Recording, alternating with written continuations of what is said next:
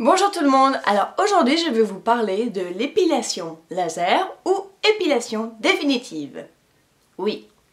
Alors il y a 4 ans de cela, à Madrid, j'ai fait ce qu'on appelle une épilation définitive des aisselles.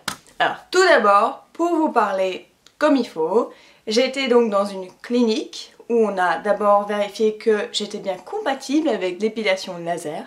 Compatible, qu'est-ce que ça veut dire ? C'est simple, ils vont regarder votre ton de peau. Je suis donc je suis donc très pâle, avec le contraste avec vos poils.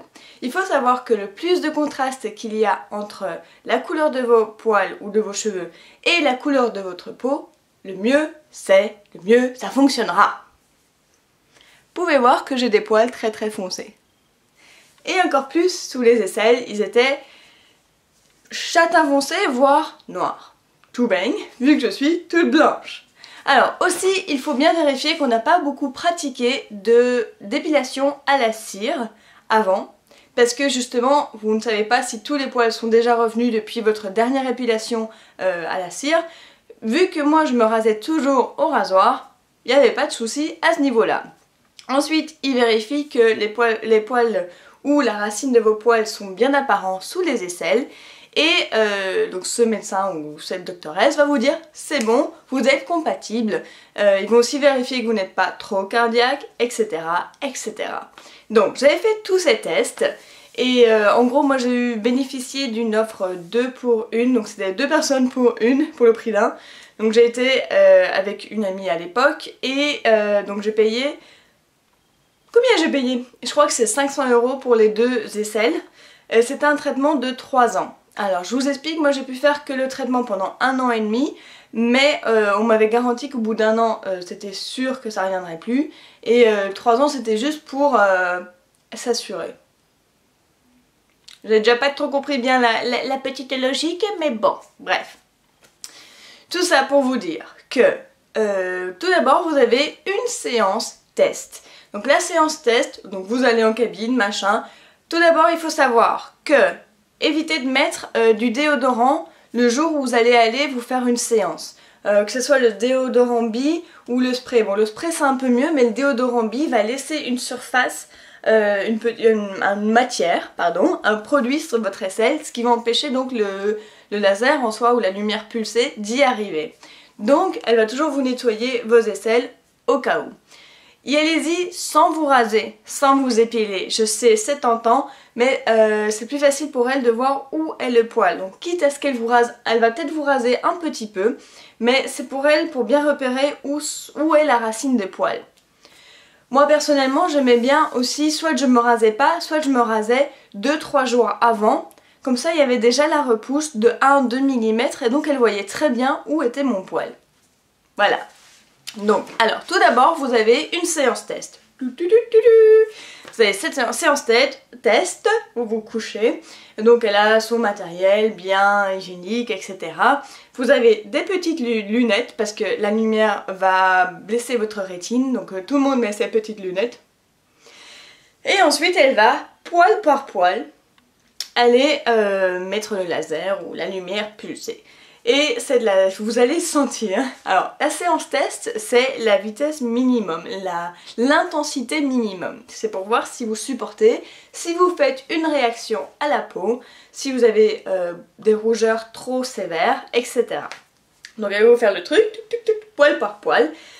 Je peux vous dire que vous le sentez, parce que du coup, bon, les aisselles c'est tout près, ça relie un peu la cage thoracique et le cœur. Je peux vous dire que ça fait une petite décharge électrique à chaque fois, donc vous le sentez à votre cœur. Évidemment, vous allez plus le sentir du côté gauche. Puisque votre cœur est du côté gauche, ça va beaucoup plus vite et vous allez le sentir. Mais, bref, tout va bien.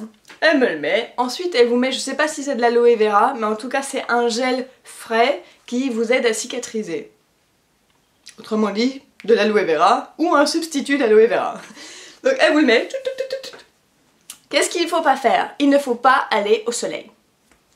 C'est vrai. Parce que votre peau est fragilisée par le laser et il y a beaucoup moins de protection face aux UV. Donc si vous allez au soleil, imaginons que vous avez fait vos jambes et que dans la semaine vous voulez aller au soleil, mettez l'écran total. Il n'y a pas le choix. Aussi, juste après la séance, évitez de mettre du savon ou un truc qui va vous faire mal. Genre, de nouveau, l'état des hobbies. Vous allez le sentir passer. Donc au début, vous n'allez rien faire, vous allez voir, vous avez des petits points rouges, c'est normal. Mais si toute votre aisselle devient toute rouge, que ça s'étend, alors c'est que vous avez un souci, c'est que vous faites une réaction au laser et donc courez vite aller voir la fille qui s'occupe de vous ou le mec qui s'occupe de vous à la clinique. Ensuite, petit à petit, vous allez avoir des rendez-vous. Donc la première fois, ça va être le mois d'après. Donc le mois d'après, on y va, hop hop hop, même chose, de nouveau laser, poil par poil, avec les petites lunettes, et vous savez pas pourquoi, vous allez le sentir un peu plus. Vous revenez 3 mois plus tard, c'est de nouveau un peu plus fort. 6 mois plus tard, c'est de nouveau un peu plus fort. En fait, ils augmentent l'intensité du laser au fur et à mesure que vous y allez. Vous allez voir que de moins en moins de poils vont venir. C'est bizarre. Moi personnellement, au bout d'1 an et demi, donc il n'y avait plus rien qui poussait, et donc ils m'ont dit aussi, bah, vous n'êtes plus obligé de venir, si vous voyez un petit poil ou deux qui revient, repassez. Moi en plus à ce niveau-là, j'allais déménager, donc j'étais plus tout près du centre, et plus de poils ne repoussaient, c'était totalement imberbe. C'était cool. Pourquoi je dis c'était? Alors, ça fait longtemps que je voulais faire cette vidéo, je voulais même faire une série spéciale épilation. Épilation laser, épilation électrique, etc.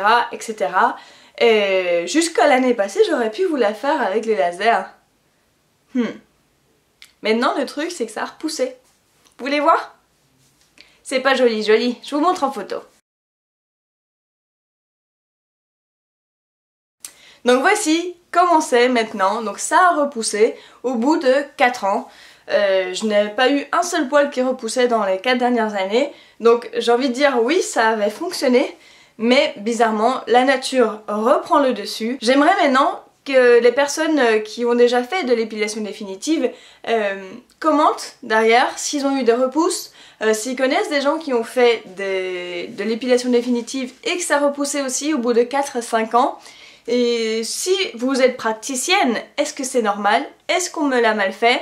Parce que personnellement, moi, on m'avait bien fait comprendre que même si de temps en temps la nature reprend toujours le dessus, etc., etc., avec eux c'était impossible, surtout dans mon cas, car vu que je suis très très blanche et que mes poils étaient très foncés, que je n'avais jamais utilisé de cire, c'était presque sûr, enfin c'était sûr que ça n'allait jamais repousser. Sur ce, n'hésitez pas à laisser votre témoignage et j'espère que cette vidéo vous aura été utile. Sur ce, je vous souhaite une bonne journée, une bonne après-midi, une bonne soirée et à la prochaine. Ciao!